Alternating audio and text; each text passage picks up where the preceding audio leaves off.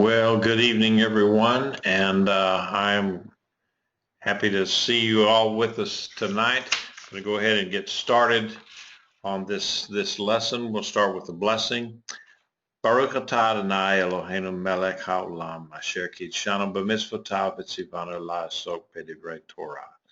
Blessed are you, O Lord our God, King of the universe, who sanctifies us with his commands and commands us to engross ourselves in the words of Torah. All right, again, welcome to everyone here tonight. We're going to be looking at the 11th chapter of Daniel, and we're not going to be hurrying through it, I don't believe, because there's just a lot of information here, and so I want to just kind of take our time, go through it, and then we'll consider some of the historical aspects of it. I suspect that this lesson tonight will appeal to a couple of history nuts like myself and Michael, and so the rest of you hang in there, because we'll get to the actual futuristic prophecy stuff probably next week then. But it was starting out Daniel 11th chapter. You note that in this vision here that there are no nightmare-worthy monsters. In all the other ones they had all sorts of different kind of critters that Daniel was describing for us. That the leopard with the wings, the big bear, the creature with 4 heads, and then the one creature that he just couldn't even describe. It was so weird and so horrible, and so we're not going to see that in this vision here tonight. It's mostly just a narrative form. And looking at Daniel 11th chapter, verses 1 and 2. And in the first year of Darius the Mede, I took my stand to support and protect him. Now I will declare the truth. Behold, 3 more kings will arise in Persia. Then a 4th will be far richer than all. When he becomes powerful through his wealth, he will stir up everyone against the realm of Greece. Now, verse number 1 is a little strange, I think, because it, I think it can be read a couple of ways. The traditional way of interpreting the verse is that Gabriel, who's the speaker here, is supporting and protecting Darius. And right here, there's no real consensus as to who Darius is. You get different commentators, and they have a different idea of which Darius it is, because there were several during this time period. But there's another way of looking at this first verse, that as a continuation of chapter 10, verse 21, where 10:21 says, "But first I tell you that first I will tell you what is recorded in the writing of truth." And in parentheses it says, "And no one strengthened me against these except Michael your prince." And then it goes on, "No one strengthened me except Michael your prince. And in the first year of Darius the Mede, I took my stand to support and protect him." So to me, this is a way of this Gabriel, or this angel that's talking here, is saying, okay, no one stood against all of these powers except for Michael. And in that first year of Darius the Mede, I took my stand to support and protect him. So that's another way. The him that we're talking about there may be the other angel, Michael. We don't know. And as far as the narrative that we're looking at here, I don't think it makes any difference as to whether the angel was saying that he was supporting Michael or he was supporting Darius. I guess we could get into nitpicking about it, but I don't think it makes any difference at all in the narrative that we've got here. The three kings that are mentioned are, I mean, you can take your pick on these dudes.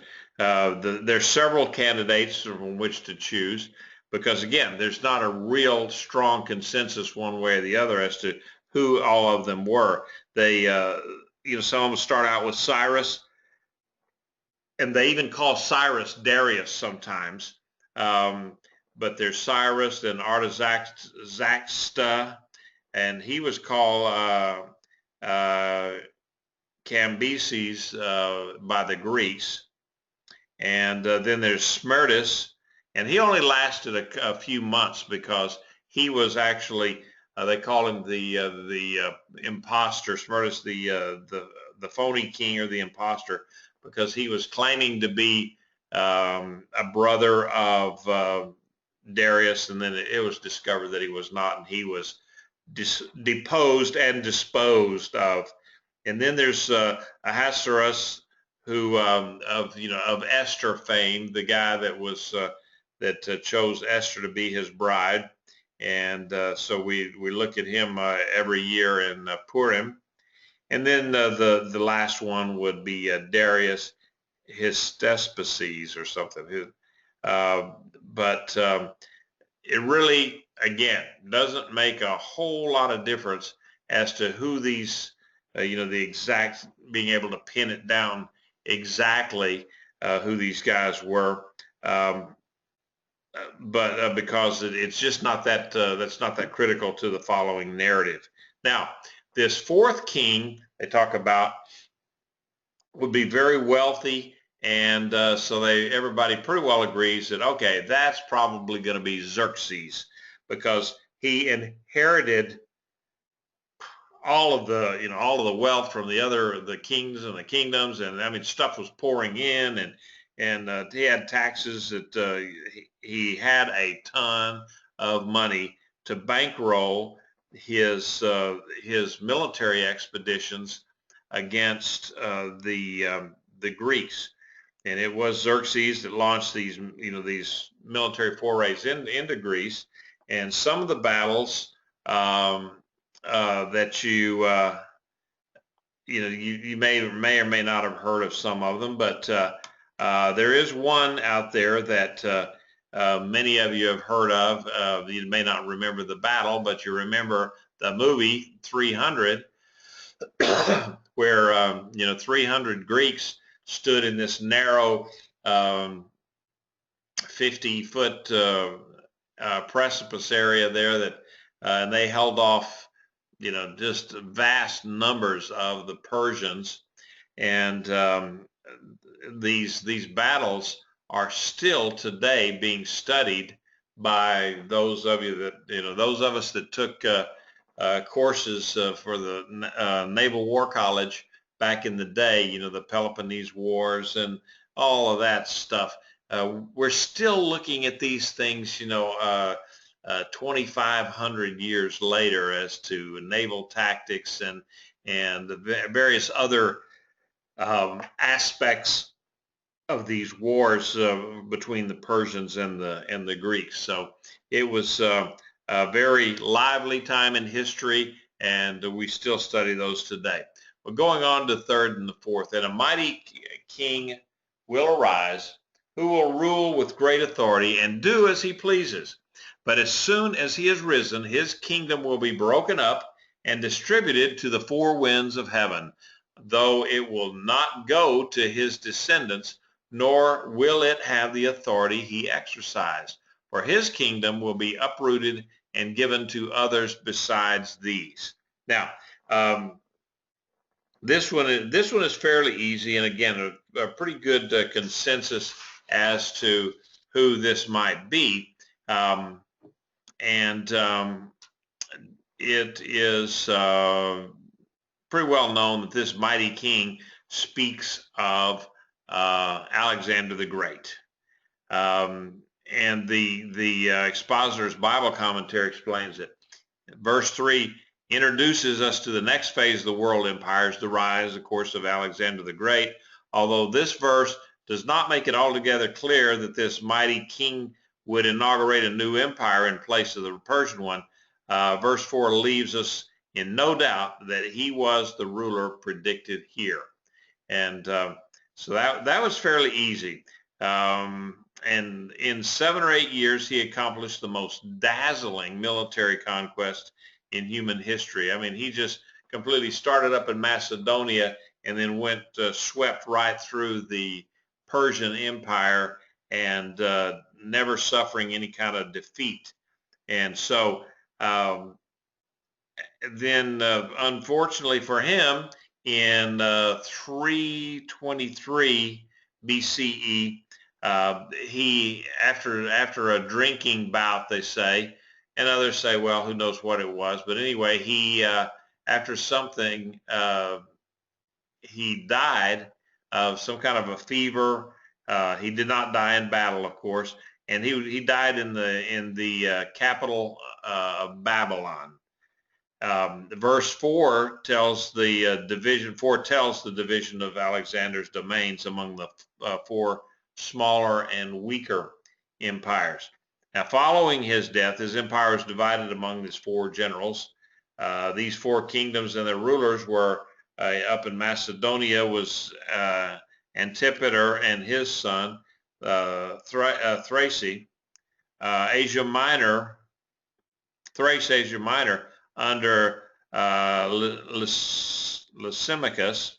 The rest of Asia, except for lower Syria and Palestine, was under Seleucus Nicator, and Egypt and Palestine was under Ptolemy. Now, the struggle for power, it was not one of these things where they just sat down at the table and says, okay, let's split up the kingdom for the good of everybody, and then you take this, I'll take the other, and and it didn't work out quite that easily. I mean, it was quite a few years before it settled down into these 4 guys, Cassander in Greece, and Seleucus, the Babylonian Persian side of things, Antigonus, the part of Macedonia, which was originally where Alexander the Great was from, and Antigonus actually was closer to to Alexander's family than any other ones. And then you got Ptolemy in Egypt. Now, I just wanted to kind of show you a picture of the Grecian Empire, the empire under Alexander the Great, and where it starts way up here in Macedonia, this area up here, and then let me get my little pointer here. So you see Macedonia here up. This is that area up in here, and then you've got Greece proper down here, of course, with Athens. And so he marched from there right down to through Egypt, and then back up to Mesopotamia, and then across, and went up this way, and just everywhere he went, he conquered. He didn't lose any battles. And then it was back in Babylon that he finally succumbed to a fever or whatever it was. Now that's the empire of Alexander the Great, and then looking at the next slide here. This is the empire after Alexander the Great. And again, you can see it's pretty much the same area, maybe a little bit restricted down, constricted back here. It didn't go as far as what Alexander had, but you see this area here in Egypt and part of Middle East, Palestine. This little area right here would be, or this area here would be Israel, and the lower half of Israel here, and then this would be the upper half of Israel. You got the Antigones, and I said, you remember he was up here in Macedonia, and he was closer to the family of Alexander the Great because they were from Macedonia rather than Greece proper, which was down here, although they were all Grecian-speaking people. And then this area here was the Seleucid Empire. It's really huge. And then you had various other little Grecian states. Here's Greece, Crete, Rhodes, Cyprus. No, Cyprus is under the Ptolemies. But then over here on the Black Sea, there were little out pockets of Grecian territory and Grecian culture. So that kind of gives you a taste of what things look like back in those days. And let's go ahead to. I think I've got all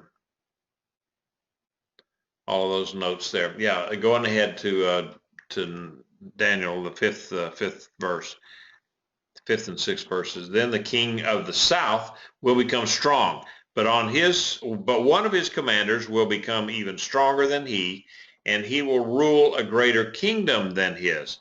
After some years, they will form an alliance. The daughter of the king of the south will approach the king of the north to make an agreement, but she will not retain her position of power, nor will his strength endure.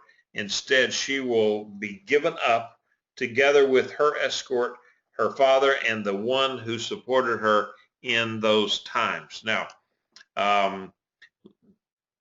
again, looking at who these guys were, the king of the south, Ptolemaeus Logos, and then one of his commanders turns out to be Seleucus, Nicanor.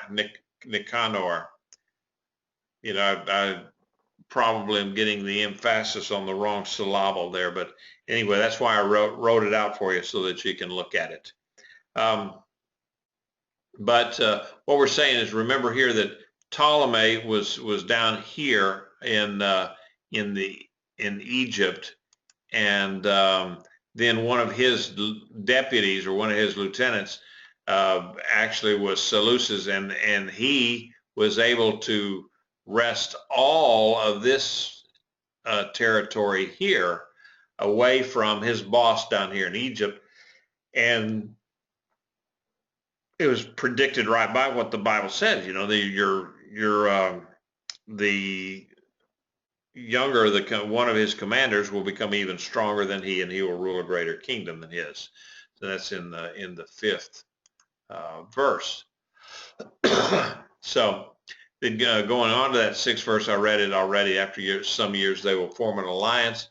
The daughter of the king of the south will approach the king of the north to make an agreement, but she will not retain her position or power, nor will his strength endure, and instead she will be given up together with her escort, her father, and the one who supported her in those times.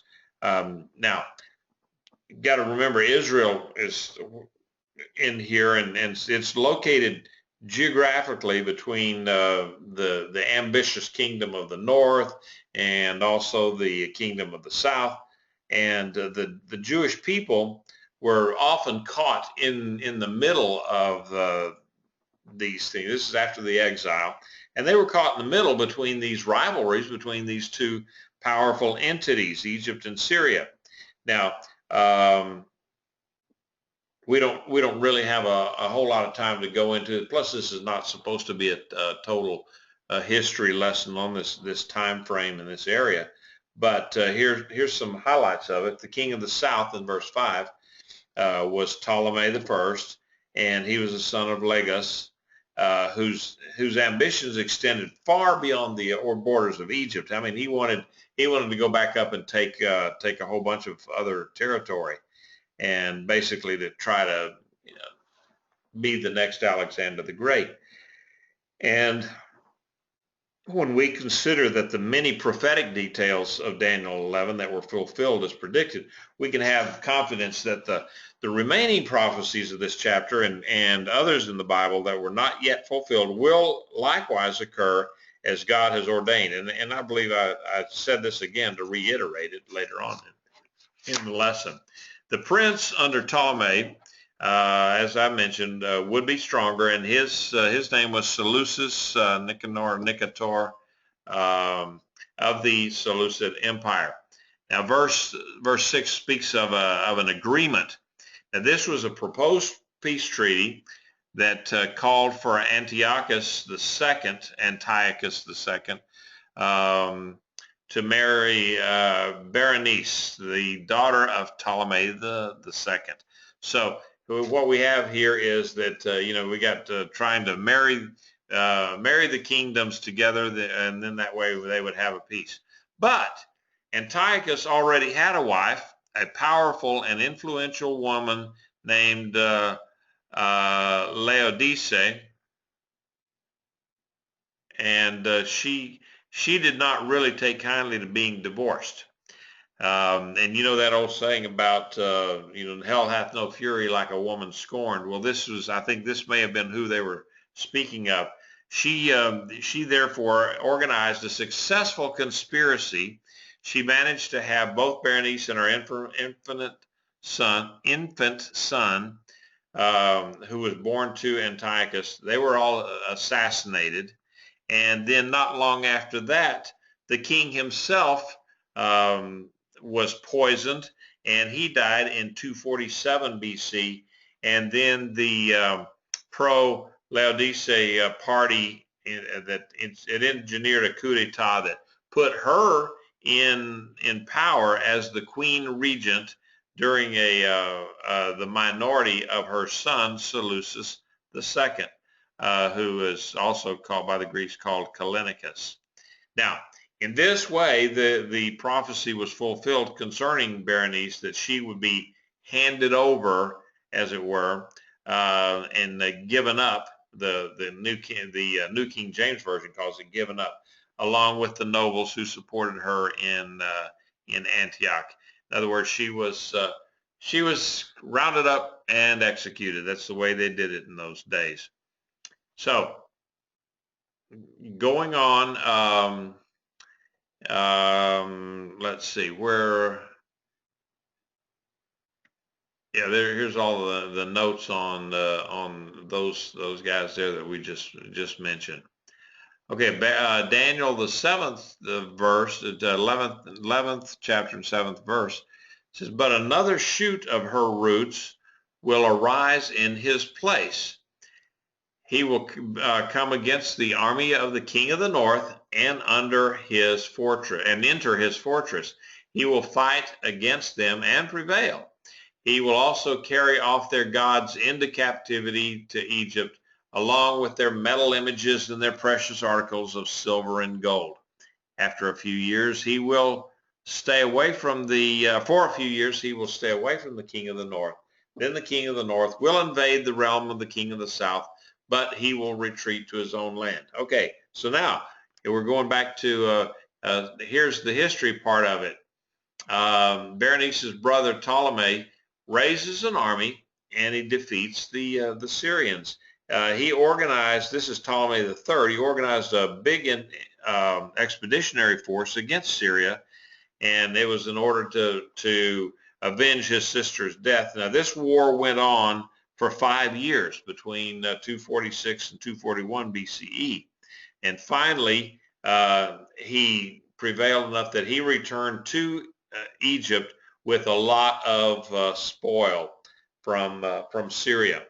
And he succeeded in other fronts as well, for he reunited Cyrenaica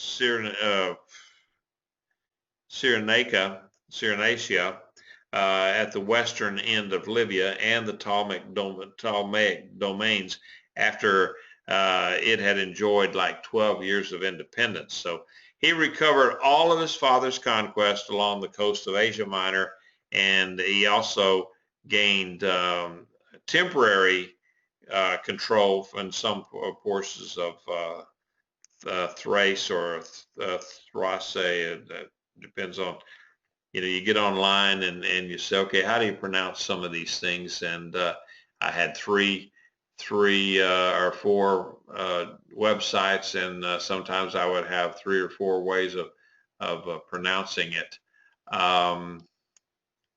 So let me stop right here, and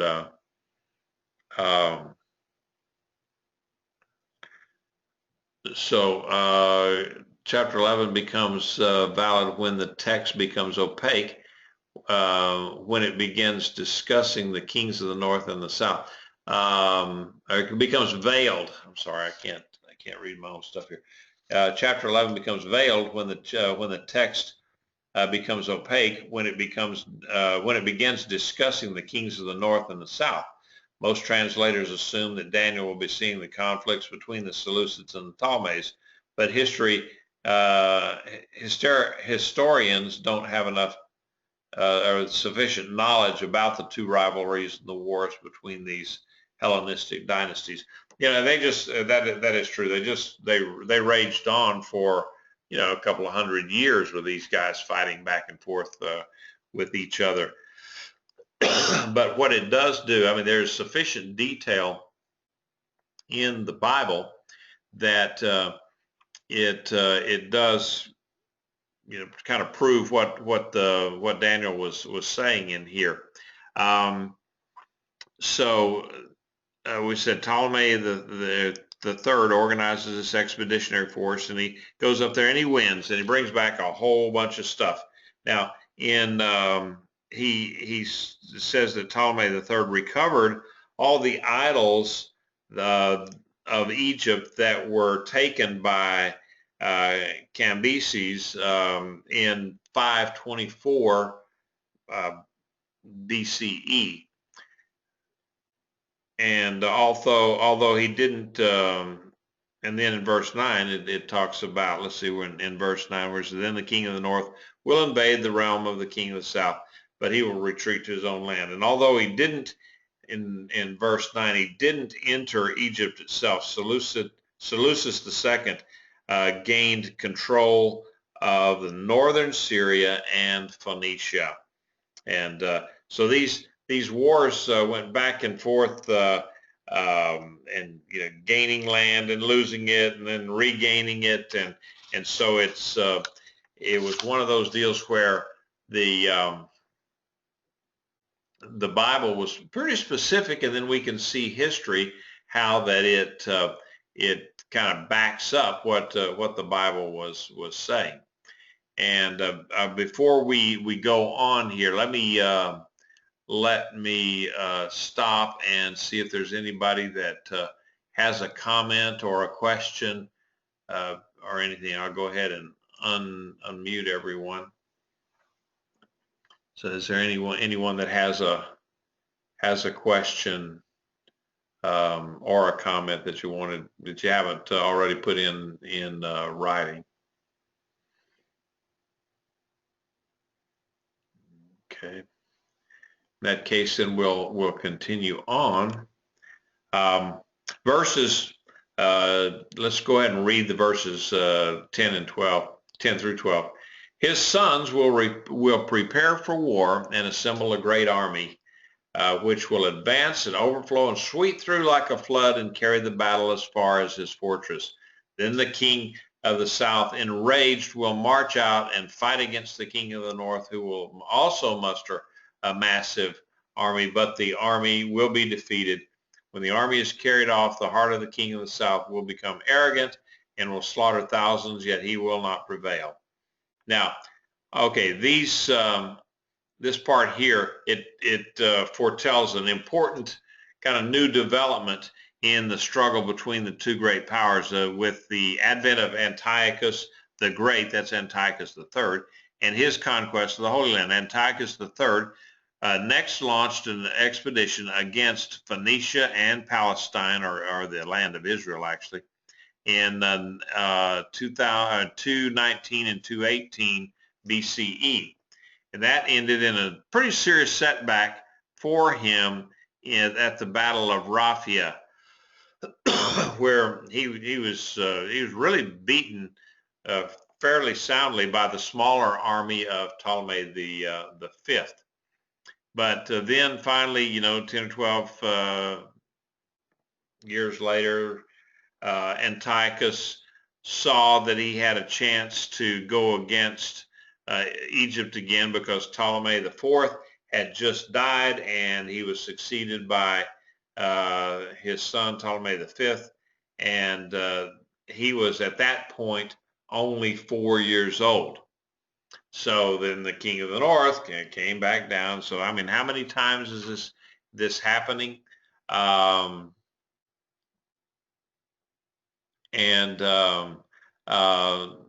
had said the question he has after reading chapter 11 is, what does this have to do with Israel? Chapter 11 seems a useless insertion into the book of Daniel. Yes, in many ways, I think it does. But at the same time, I'll leave the answer to that toward the end, and we're pretty much coming up there close to that right now. But let's just say I think there is a purpose for chapter 11 and how it unfolds, and especially in its detail and specificity, that then we see this being played out.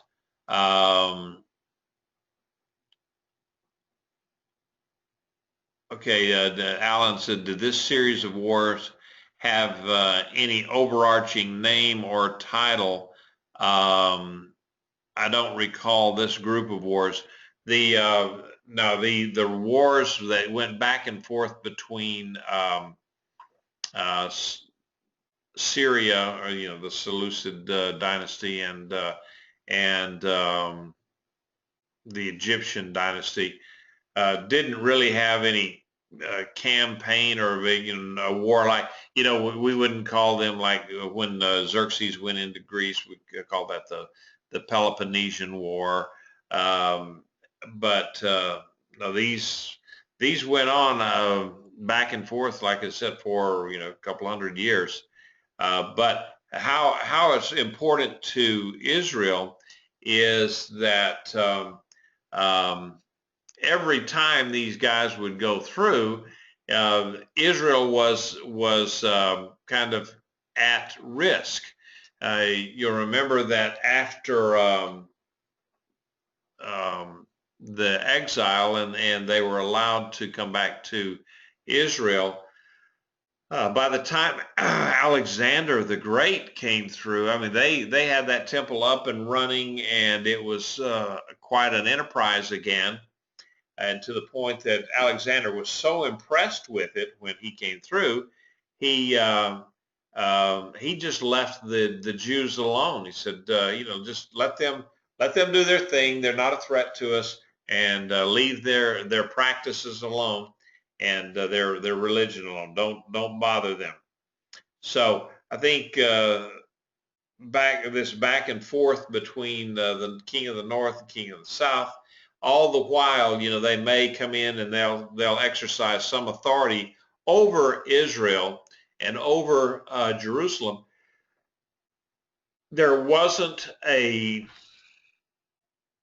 anything of a terrible significance in here. No Holocaust, as it were, or no exile or anything like that.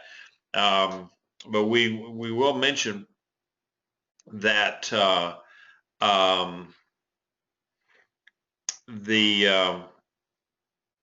let's see where I can find it in my notes here.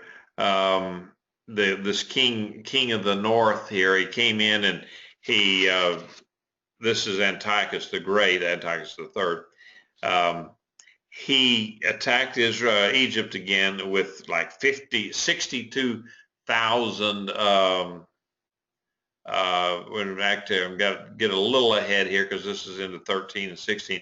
And after a while, all this stuff it just kind of runs together. Because one would come down and take over for a while, and then the other one sweep back up and take over. And every time they would do their battles, it just seemed like it would wash right through Israel, going up and then coming back down and going back up, and so Israel had to walk a very fine line between these two kingdoms. And eventually, what happens if we look at the 13th through the 16th verses there, the king of the north shall rise up another army, one greater than the first. After some years, he will advance with a great army and abundant supplies. In those times, many will rise up against the king of the south, and the lawless sons among your own people will raise themselves up in order to confirm the vision, but they will stumble. Then the king of the north will come, build a siege ramp, and capture a well-fortified city. The forces of the south will not prevail, not even with their select troops will have the strength to prevail. But the invader will do as he pleases, and no one will be able to stand against him. He will take his stand in the beautiful land and its devastation in his hand. Now, the king of the north, Antiochus the Great, he attacked Egypt with like 62,000 foot soldiers, infantry, and had 5,000 cavalry and 102 elephants. So I guess the elephants were pretty awesome creatures to these people who had to fight them. In fact, later on, Hannibal had quite good success with his elephants crossing the Alps and doing battle there. The Jewish inhabitants of the Holy Land allied themselves with Antiochus because they wanted to be free from the rule of Egypt. They hated the Egyptians. They had some bad memories of the Egyptians, so they wanted to be out from under that. Even though Ptolemy and his family, they were not Egyptians at all. They were Greeks, as it were. And so, to answer, going back to answer your question, what good is chapter 11? We spent a great deal of time actually looking at what was prophesied, and then what actually happened, and how did these things, how were they parallel? And it doesn't take a lot of stretching. Sometimes when you see a Bible prophecy and somebody will come along with okay, now this is how it happened, and they just kind of twist things all around. And we'll actually, next week, I think we'll get into some of these with the prophecies of Antiochus Epiphanes and his abomination and so forth. And I'll just give it, I'll do a spoiler alert right now that, when they're talking about the abomination that takes place in the temple, well, yeah, there was an abomination in the story of Antiochus Epiphanes, where he raised a statue of Zeus in the temple and sacrificed pigs on it and stuff like that. But at the same time, then if you look in chapter 24 of Matthew, where Yeshua is talking about the end time, and he was speaking of an abomination of desolation in that chapter. And guess what? The abomination under Antiochus Epiphanes, that happened around 165, a little bit before 165 BCE. And then of course Yeshua is here closing in on 30 CE, the current year, current era. So that would be almost 200 years later that Yeshua is talking about this abomination as something that will occur in the future. So we're going to have some parallel tracks in the prophecy of Daniel, where it is talking about some things that will happen to the Jewish people, leading up to the destruction of their temple and so forth. But at the same time, there's a parallel in that it extends out, and there's another layer, as it were, of this story that is talking about in the end days, and that would be, the end of our political and history and so forth, where at the end of days, the Armageddon, then we'll, at that point, there is an abomination of desolation, as you see in Revelation, in the Great Tribulation, that the Antichrist will break a treaty with Israel at the 3.5-year mark and do something, sacrifice probably, everybody's favorite, seem like the pagans like their pigs. So they would do something like that. Now, Michael has asked, what do the rabbis have to say about this? Well, interestingly enough, most of the rabbis the sages have talked about this as being leading up to